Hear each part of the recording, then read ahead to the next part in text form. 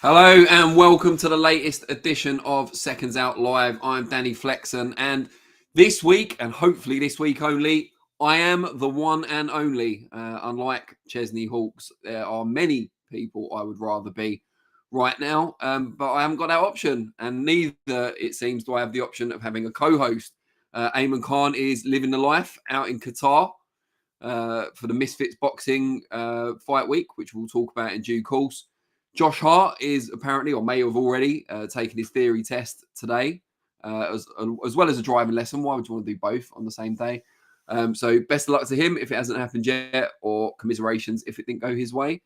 Josh Green is mixing it with the darts glitterati. Do they have glitterati in darts? I'm really not sure if darts is a step up or a step down in terms of the company Josh keeps on these weeks. But basically, they've all abandoned me. No one wants to spend any time with me. Probably says more about me than them.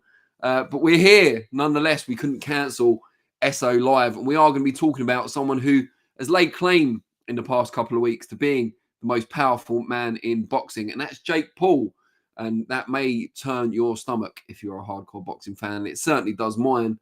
But it's due to boxers, both former and current world champions, who seem to be begging Jake Paul for a fight, which is incredibly embarrassing for them and for the sport as a whole, in my view. Not that I would say it to any of their faces. I was thinking about this earlier. I'm not sure who I would be more intimidated by out of Carl Froch, Daniel Dubois, and Artur Beterbiev. But needless to say, I would soil my kecks at the thought of fighting any of them. So hopefully none of them are watching. But we thank you guys for watching, because we are the most interactive show on boxing YouTube, and the live chat, it performs a vital function for us. So please do get your questions and comments in. Give us a thumbs up if you haven't already, and do subscribe to Seconds Out if you are not an existing subscriber. I'll just have a look at the chat before we get right into Jake Paul apparently separating all the major boxers into the world into one long line, waiting for him to deign to give them his time. So we've got Ohio Runs Boxing, is presumably a Jake Paul fan, as that's where he is from, as is The Miz. We talked about this last week or the week before. Everybody calling him out, even elite fighters. Sounds like the face of boxing to me. It's probably a good moment to put our poll out on that comment. We're asking who is the most powerful man specifically, before their female fighters and pioneers get upset. Who is the most powerful man in boxing? Is it Jake Paul? Is it Canelo? Is it, huge fan of the channel, Turkey Alal Sheikh? Or is it other? And if you do go for other, please do let us know who and why in the comments. Just posing that question and including Jake Paul in the running will piss off a lot of hardcore boxing fans, I am sure. It doesn't make me happy to do it. But we'll talk about what's gone on in the last week or so since Jake Paul's win over Mike Tyson. We'll talk about why we are now considering him one of the biggest stars, I guess, in our sport. Papa G says, let Beterbiev get some payday. He soon put Jake in his place. Yeah, I mean, I don't think anyone considers that a competitive fight. Thunder Road says, looking forward to hearing from Billy Nelson. Yeah, I haven't actually getting my words all over the place. I haven't actually said that yet on air, only in the chat. We are hoping we've got a second segment around Martin Bakole. We're hoping his trainer manager, Billy Nelson, joins us from around 4:15 UK time. But he says, looking forward to hearing from Billy Nelson. I just found out a couple of weeks ago that he's now also training the midnight train, Richard Rietpo, training the train. Brilliant. He is a good trainer. Oh, Josh Hart's here en route to a theory test now, Danny. Say a prayer. I'll pray for the poor people who happen to be on the road using you as a fan. D Vacancy interview goes, bigger fan of mine as Turkey Alal Sheikh undoubtedly is. Maybe doesn't want me at the helm of his magazine. Money Mode XD says, hello. Hello to you too. Shalom, Jackie. Thunder Road says, Danny Solo, different feel, but made sure to hit the thumbs up. Chat, do the same. Thanks, Thunder Road. You know you're my favourite. DB Cooper 1 says to Josh Hart, my standards of respect aren't that low. You should be able to pass a theory test in 1 week, in my opinion, like I did. All right, DB Cooper 1. I mean, that's quite a rubbish brag, if you ask me. Behind the Nut says, it's got to be Canelo as the most powerful man in boxing currently. He's pretty much the only one that calls all the shots. But even Canelo hasn't turned down a fight with a world heavyweight champion recently. The Keggy, I'm playing devil's advocate there if it wasn't obvious. The Keggy says Bakole isn't being avoided, laughing face. Let's see if that face is still laughing with Billy Nelson's on here. Blame his promoter for not building him up. DB Cooper one says, I know it's a slow news week in boxing. Sad we're even giving the Disney child from Ohio airtime in boxing. Have we forgot he lost a love opponent, Tommy Fury? He was mentioned by someone else in the chat not so long ago. But let's talk about what's gone on over the last week or so.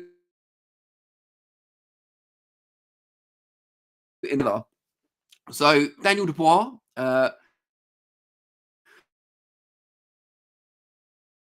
he had with Daniel Dubois, hopefully by the miracles of technology, Mod Father Vinny is putting a picture up of this exchange now. And you should be able to see that Daniel Dubois decided, and he admitted later on, he was sitting down with his dad. They were having a bit of a chat, you know, Dubois, everything was going off, you know, dynamic chat there. Just kidding, Stan, if you're watching. And they decided to call out Jake Paul from his win over Mike Tyson, asked him if he wanted to test himself against the current heavyweight great rather than... Originally, when this hit social media, most people thought that Jake Paul was trolling, that he'd created it by Photoshop. Other photo editing software is available. But no, Daniel Dubois later confirmed that he had indeed called him out, obviously trying to secure that bag. And when you're Daniel Dubois tongue-in-cheek, you've got to think that he must be ice. So Dubois fired the first shot. Jake Paul, as you'll see, told him to get in line via Amin, which is how the young communicate, I believe, these days. So, yeah, it told him to get in line. And then later on, posted a longer, more detailed reply, just basically bigging himself up. I'm hoping Mod Father Vinny will now put that one. But basically saying, if you've got that Mod Father, saying that despite only being in the sport for a short time, coming from an influencer background, he's got someone of the caliber of Daniel Dubois, who he said had over 100 fights, amateur and pro combined. I'm not actually sure if that's true. I haven't checked that out. I know Dubois had quite a small number of fights, didn't have any senior amateur fights, only junior. Yeah, Vinny's got up now. Man been boxing for 12 years. I'm assuming he's talking about himself. Has over 100. Oh, no, he's talking about Dubois. Has over 100 fights between amateur and pro. I don't think that's true. I'd like to speak to Dubois about that because I think it's probably significantly fewer than 100. And fought on my undercard. Ha, ha, ha. Brilliant, Jake. And this guy's an influencer. But fuck it. I'm going to have Nikisa talk to Frankie Warren. He'll love that, Uncle Frank. And get you in line for the throne. Unlike Artur, and we'll get to him in a minute, at least you have a few thousand fans. Ooh. Jake Paul's hard. He's throwing shade at Beterbiev while also throwing shade at Dubois. Two men that, let's be honest, in any sort of fighting situation would kick the absolute living shit out of him. But they brought it on themselves, and that's the bit that annoys me. But we'll get to that. So you've got the beef, if you like, with Triple D. Then you've got Artur Beterbiev, who really should know better. Now, at least we can give him the credit of saying, look, he's had a long career. He's an excellent fighter, amateur and pro. Undisputed world champion. He deserves bigger paydays and more recognition than he's getting. And he's obviously thought, maybe this is the way to get it. I'll go via Jake Paul. He's someone that people are talking about. He's also someone that will give me a much less stern challenge than Dmitry Bivol did in our recent undisputed clash. So I kind of give him half a forgiveness for that. But because of all those things, because of all those accomplishments, it does make it incredibly frustrating that he also feels the need to call out Jake Paul. And it seems relatively serious in doing so. Now, I don't expect Jake Paul to go anywhere near Artur Beterbiev. He would get absolutely smashed to bits, of course. But again, this shows not just the embarrassing side of boxing, and you know, I hate to say it, and again, I wouldn't say it to Beterbiev's face, but it also shows just how big a figure Jake Paul has become, whether it's boxing, whether it's, I don't know, music, whether it's YouTube. He is the money man. Maybe not the only one, and we've got our poll up about who is the most powerful man in boxing, but he obviously carries a hefty, you know, guarantee of a payday with him. So you've got the current world champions calling him out, but let's not forget the Cobra, Carl Froch, British boxing legend, Hall of Fame bound. He has had an ongoing beef with Jake Paul. They've been going back and forth. Froch ultimately saying he would fight him for charity, albeit with one arm tied behind his back, because, you know, Froch is an honourable man and all that. I'm sure he wouldn't, you know, ask for half the money. But either way, he'll take Jake Paul on in the ring or on cobbles, I'm sure. And again, even at this stage in his life, I'd fancy him, despite Gareth A. Davis telling Josh Hart, the aforementioned Josh Hart, that Carl Froch would have trouble with Jake Paul. I don't think that's the case. Maybe in a dance-off, but certainly not anywhere else. And that's no shade on the Cobra's moves on the dance floor. But yeah, I mean, even Carl Froch willing to come out of retirement to an extent to take on Jake Paul. And in his words, I think, was it rid the boxing world of this clown? Something along those lines. But Froch not only did that, he also implied, and he's not the only one to have implied this over the last couple of weeks. Not us, please don't sue us. We're innocent. But a number of people, including the Cobra, have implied that the contest between Jake Paul and Mike Tyson, won by Paul on points after 8 2-minute rounds, laborious, tedious rounds, it has to be said, was in some way staged or predetermined. And so these comments have picked up so much momentum that Paul's promoter, MVP, decided today to put out a press release to refute those remarks, which Modfather Vinny should have. I sent it to him a little while ago. So if you want to have a look at that as well, but just making it very clear that the bout was sanctioned. It was all above board. And I think they put it, again, it's not come up. Here we go. Both fighters, each fighter was able to use his full arsenal to win the fight. Any agreement to the contrary would violate TDLR boxing rules. Both fighters, in good faith, performed to the best of their abilities with the goal of winning the fight. Yeah, I mean, one fighter was a lot more capable of doing so than the other, but that in itself is not a violation. So I'm just going to go to the chat before we get into this a bit more. Where are we? Got a lot of chats considering I'm here on my own. I really appreciate it, guys. I need your help more than ever. I need you now tonight. I need you more than ever. It's the only Bonnie Tyler reference you'll get on any boxing podcast, I'm sure. Where are we?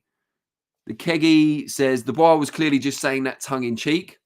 He did follow up, though, by saying, me and my dad decided to do it. You never know what's going to happen. True Grizz says, he fought Tommy Fury, in my opinion, put on a very poor performance and still lost. He's definitely not the face of boxing. He's better off being the face of Disney again. Surely Mickey Mouse is the face of Disney. Stephen says, Joshua Hart having a nice day out with Eddie Hearn today, securing the bag. Yeah, I mean, if Eddie Hearn's willing to give his time to Josh Hart, all the better. Anyone even slightly connected with Seconds Out, it'd be nice if Eddie Hearn gave him some time. Sorry, I'm speaking out of school there, Eddie. Just kidding. Porter says Canelo is ducking Benavidez. I mean, Benavidez deserves credit. This is a bit of a tangent, but deserves credit for going in with David Morrell. I mean, that's a really good fight and one that he doesn't necessarily need to take while waiting for Canelo. DB Cooper 1 says to Stephen, don't forget Sky Nicholson 2. If Eddie's there, so is she. Just a coincidence, no doubt. We'll have none of that. DB Cooper 1. He is a promoter. There's no real reason why they shouldn't be sharing time and space. Or no, to fights. That's Dubois. So there's no way he had 100 or anywhere close to 100 combined amateur and pro. Stephen is now revealing his or our hidden exclusive. We at Seconds Out have been able to secure.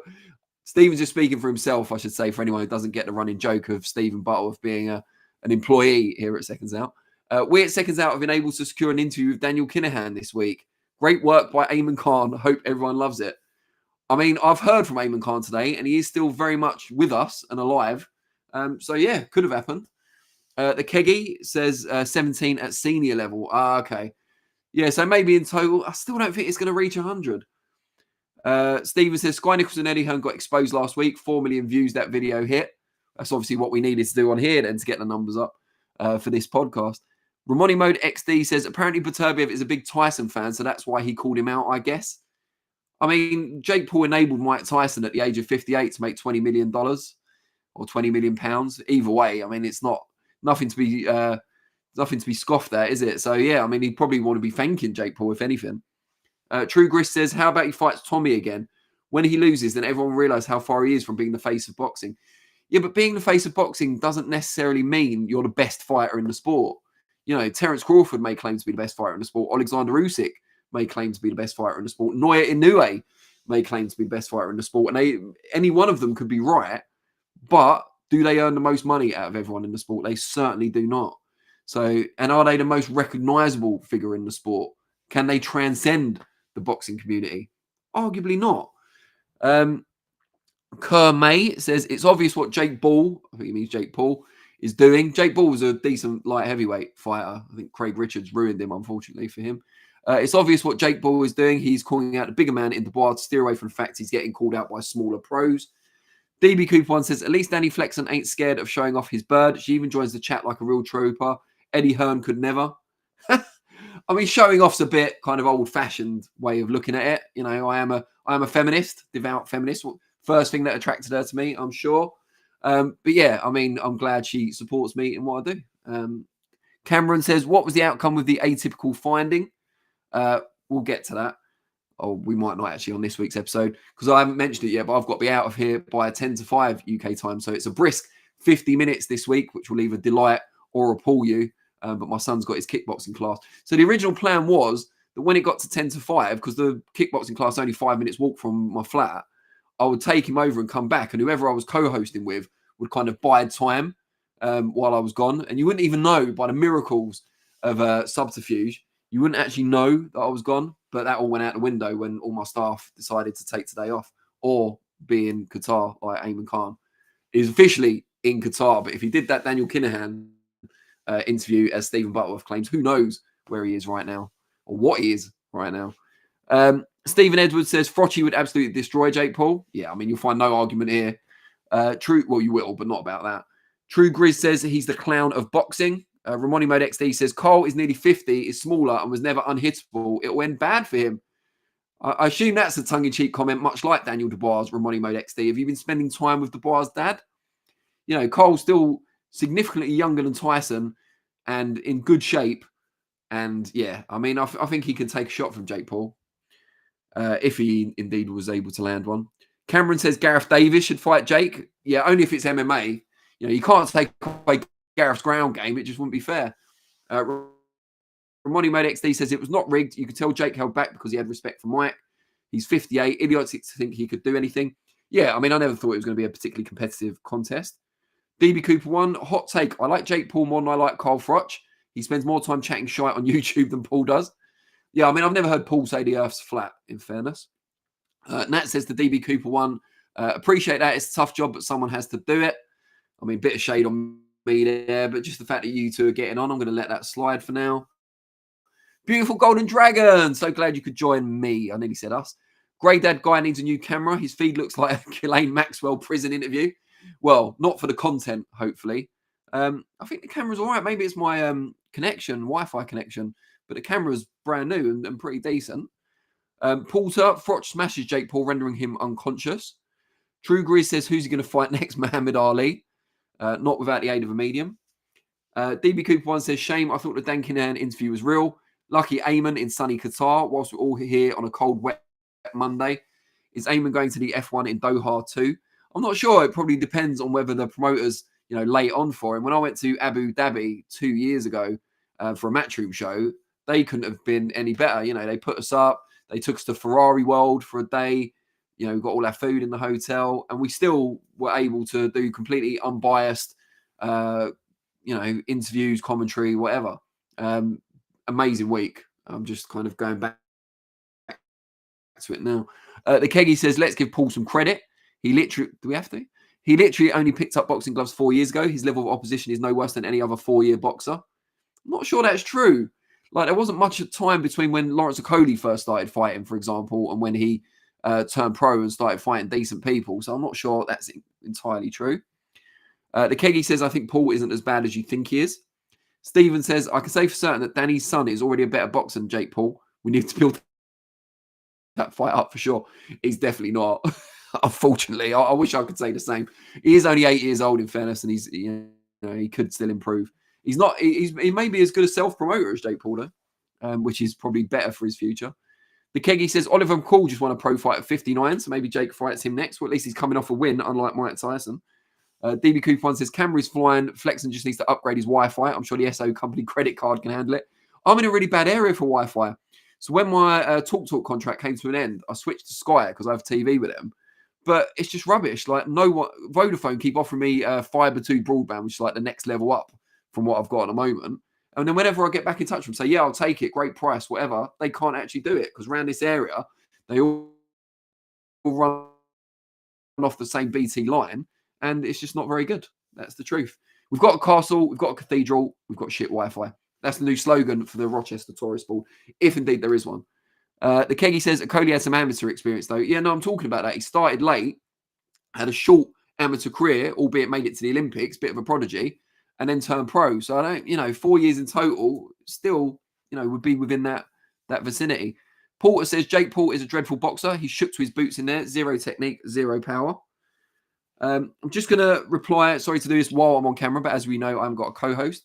I'm just seeing if our guest has joined us. I think he might have. Just bear with. Yes.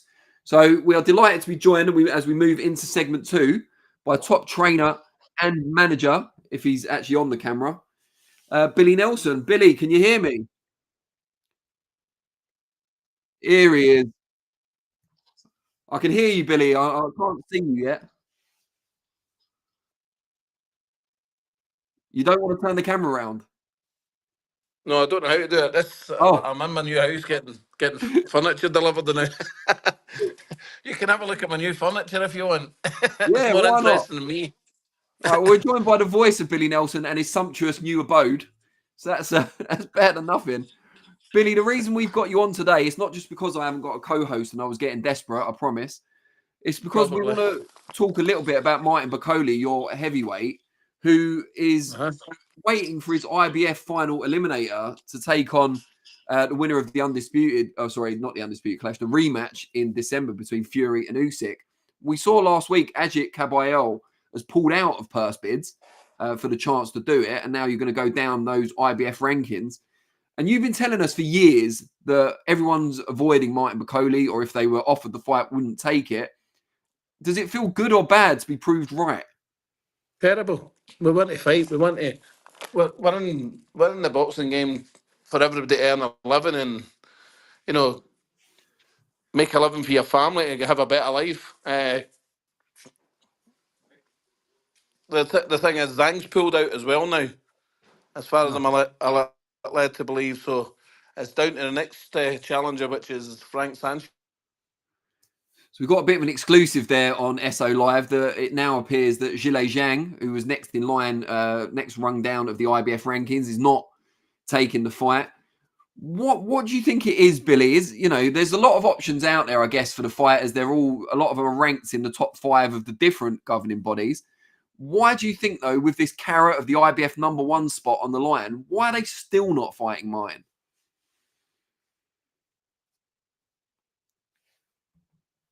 Billy? I've lost you already, have we? Billy's having connection problems, according to my screen. Hopefully we'll get him back in a minute. But yeah, so as you've just heard, Zhilei Zhang has also unable to take the fight, or unwilling to take the fight with Martin Bakole for that IBF #1 spot. So we wait to see what Billy's explanation is for that. But yeah, in fairness, as I was alluding to there, Billy's been telling us for a number of years that no one really wants a piece of Martin Bakole, possibly because he sparred a lot of the top heavyweights out there and given a great account of himself in sparring. So they don't really fancy getting it on in real competitive action. But Billy there at his new house, unpacking or whatever he's doing, hopefully will come back to us and we can ask him a bit more about Bakole. He said Frank Sanchez, the Cuban heavyweight, is next in line. I think he might be coming off a defeat, if I'm right. Didn't he lose his last fight to Kabayel? So it'll be interesting to see if he takes it. It could be a way back for him, I suppose, although he doesn't really want to risk 2 losses on the bounce. So we'll have to see. Let me just go to the chat while we wait for Billy to sort out his connection. But we've all got connection problems today.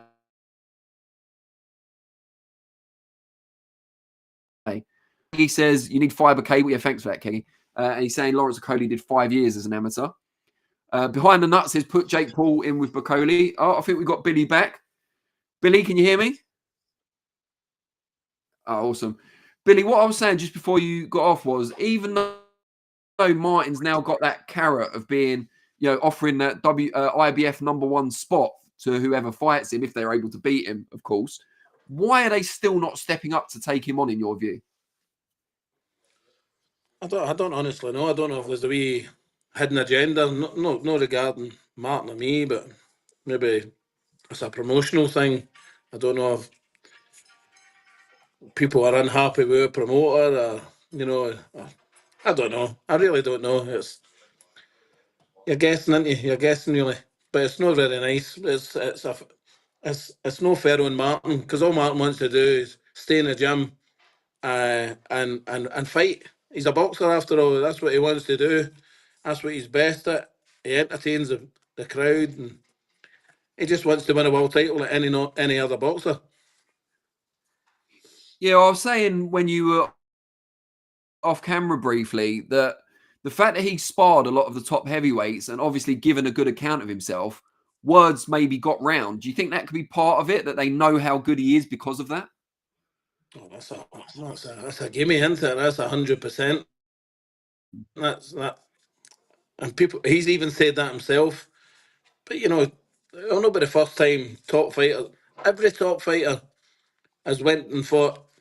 Sparred and with other potential contenders.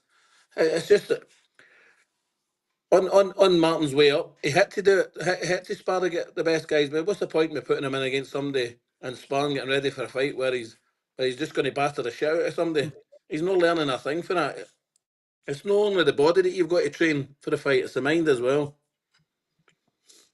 Yeah, well, I completely agree with you.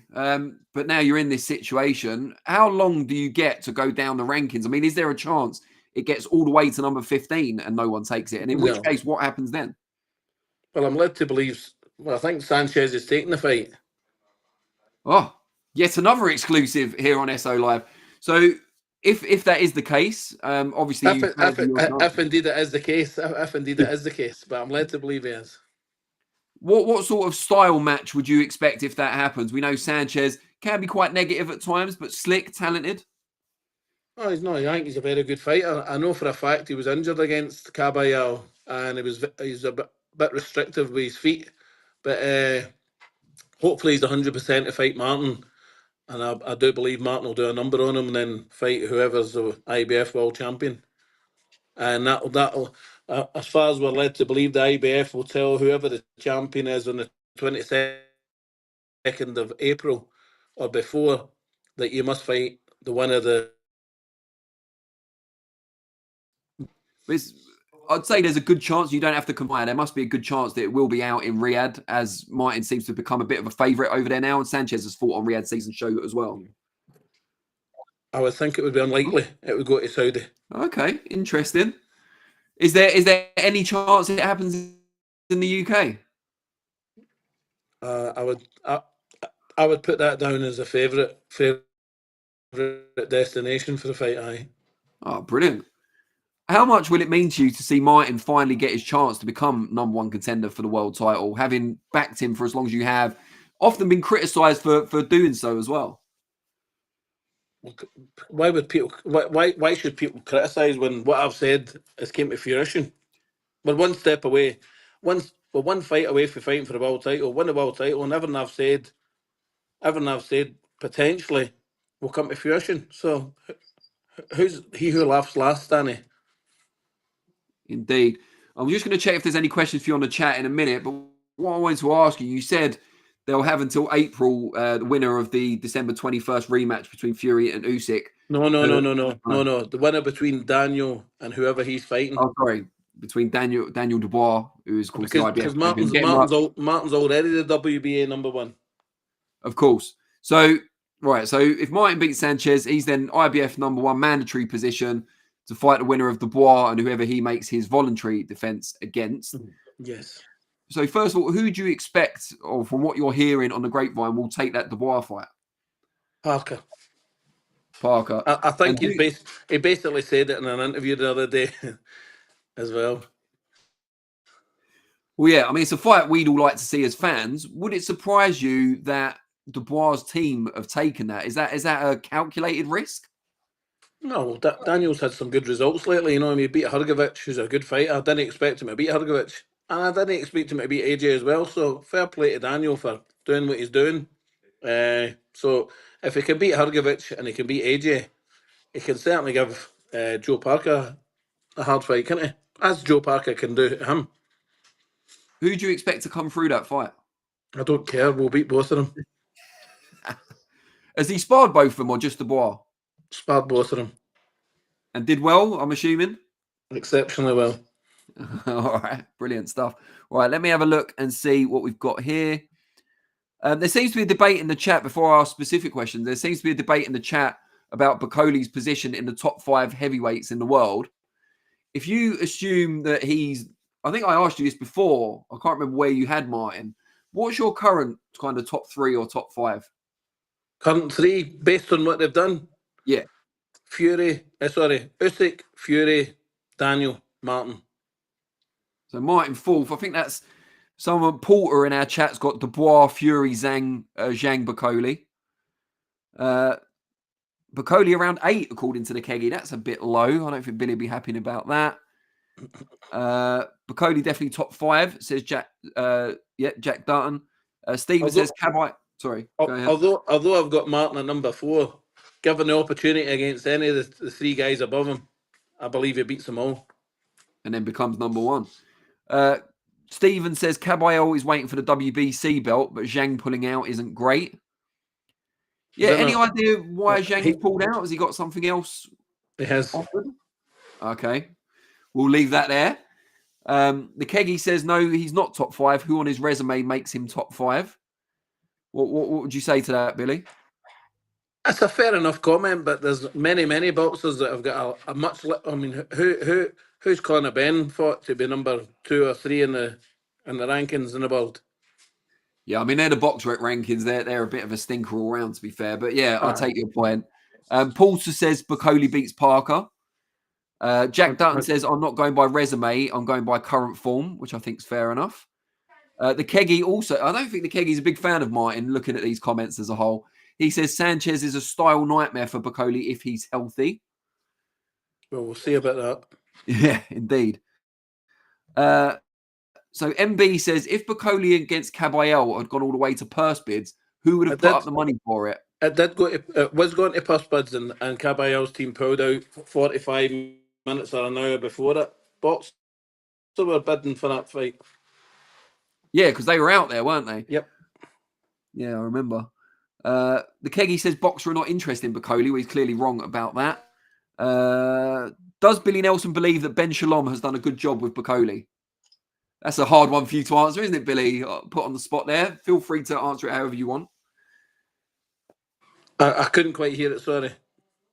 No worries. Stephen says, do you believe that Ben Shalom has done a good job with Bakole so far? I think under the circumstances, it could have done better. I think when we first signed for Boxer, 100% we could have been more active. Now, if it wasn't for myself and Spencer Brown, he wouldn't have got to fight in Saudi nor Los Angeles. Basically, we signed on the 8th of February with Boxer, and in 2023, and we've had 3 fights. And by the time we have our next fight, it'll be 4 fights in 2 years, which isn't good enough, really. I mean, what about, Billy, just to ask you before I let you go, do you give yourself much credit for the job you've done with Martin, not just as a trainer, because he's clearly improved, but from the managerial side, because you've took someone, English isn't his first language, this isn't the country where he was brought up in boxing, and he's one of the top heavyweights in the world now. You've moved him despite not having massive promotional backing.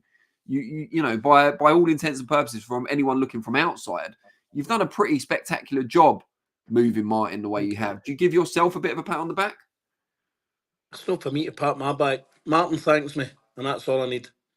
If other people think of the same ilk as yourself, I'm delighted, because a lot of hard work, effort, and money has went into it. But I believe in him, and he believes in me. And I mean, something that even happened just last week is a scandal for it to happen, and there's a person knows what I'm talking about, because somebody approached Martin. Martin told me within a minute, and I phoned that person within minutes of him speaking to Martin, and I ridiculed him. And that's what for as a trainer or as a manager or both?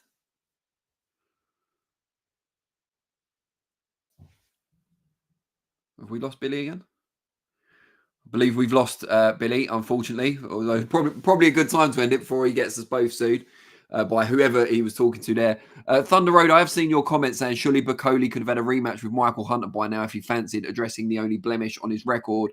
I should point out I have spoken to Billy about that in a previous interview, and he said Hunter has been offered the rematch on more than one occasion and as yet has turned it down. So yeah, that is the answer that Billy would give, I'm sure, although probably with a thicker Scottish accent and a lot more swear words, which wouldn't be a bad thing, to be honest. But unfortunately, we have now lost him. But yeah, maybe we'll make guests with better Wi-Fi connection, like me.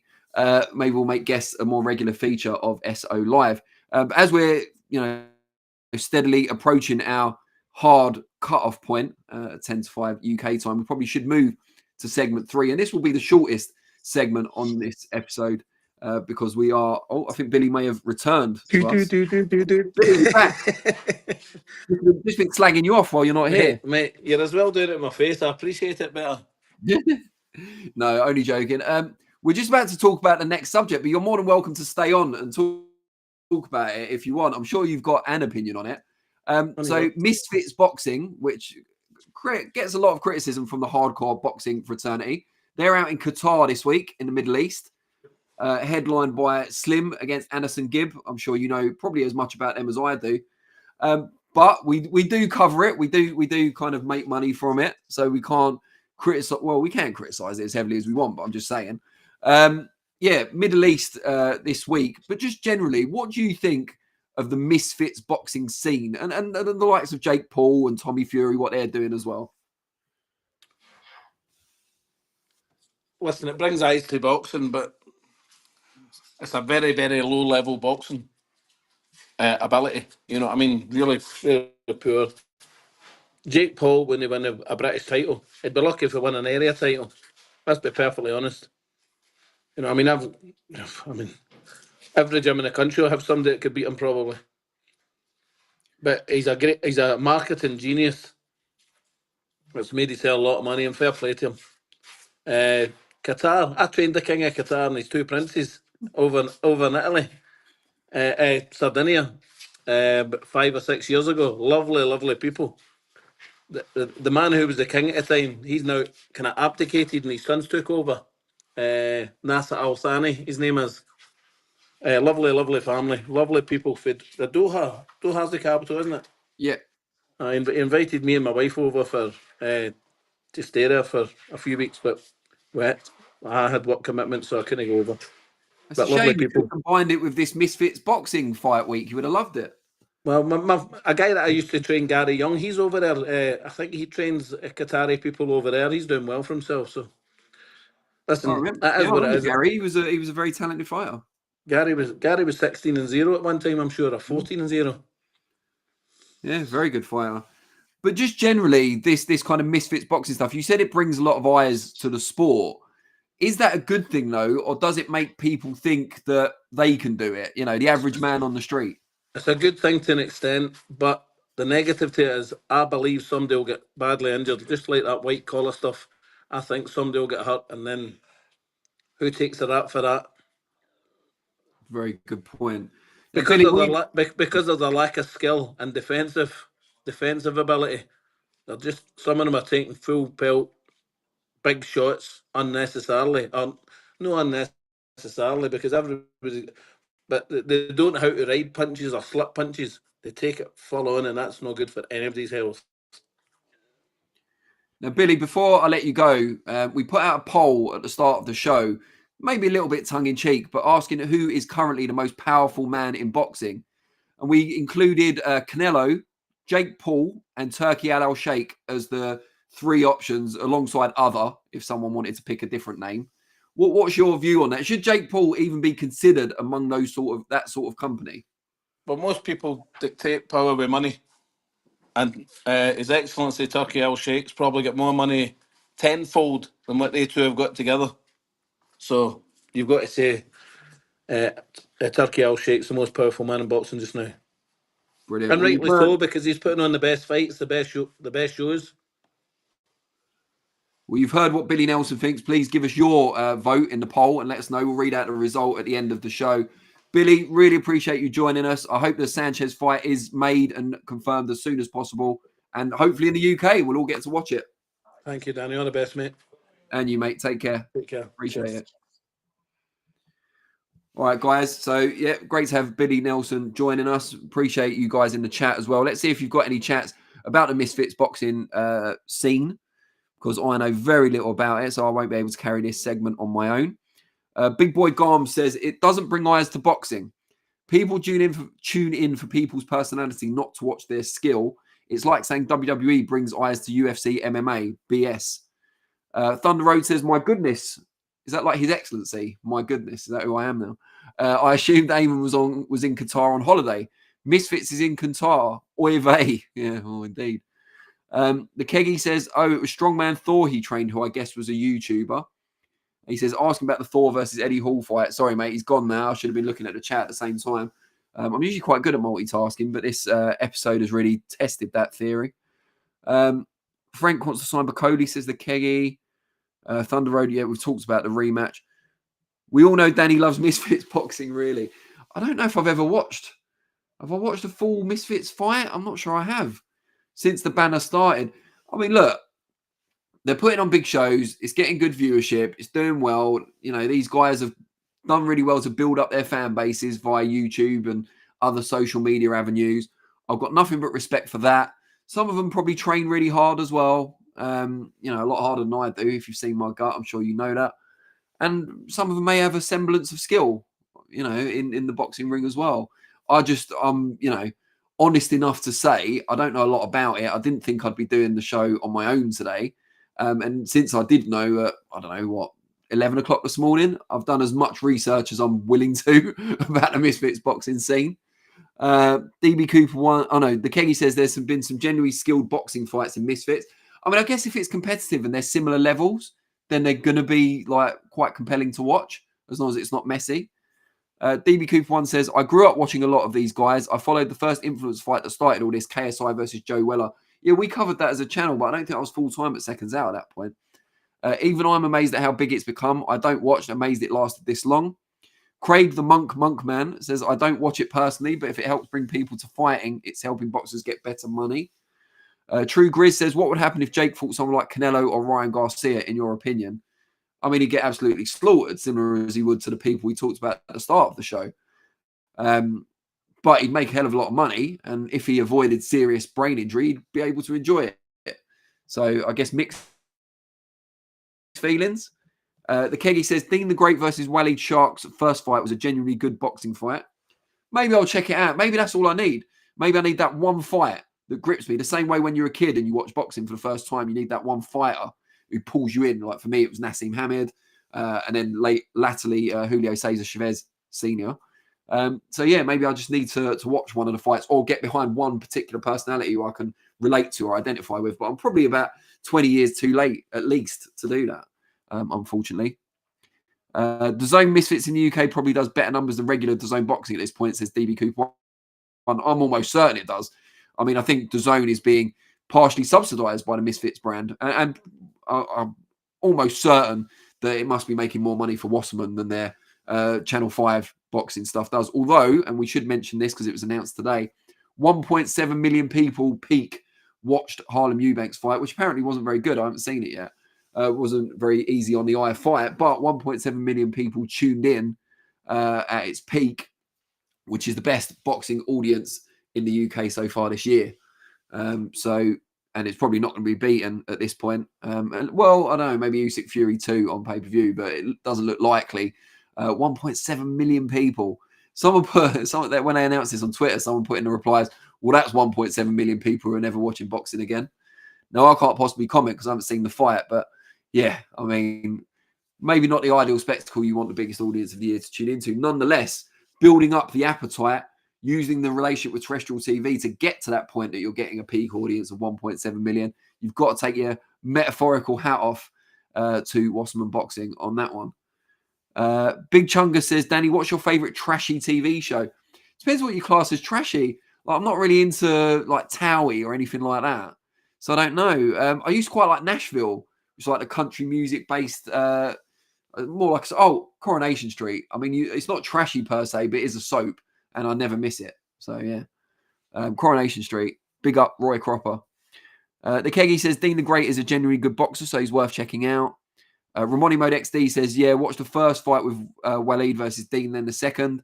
There's quite a few boxers on Misfits too who have good experience fighting. I heard it was actually 350k turned into Eubank and not 1.7 million. They gave some source disproving it, but I could be wrong. I'll look into it. But I now see we've only got 3 minutes left, so I'm going to have to absolutely do a mini preview of what was supposed to be the whole of segment 4. Well, it will be the whole of segment 4. It will just be an abbreviated segment 4. And that's Galal Yafai taking a big step up against former world champion Sonny Edwards. Everyone knows I've got a soft spot for the Edwards family. So happy to talk about this, albeit briefly. So Sonny Edwards fighting against Galal Yafai. Huge step up for Galal.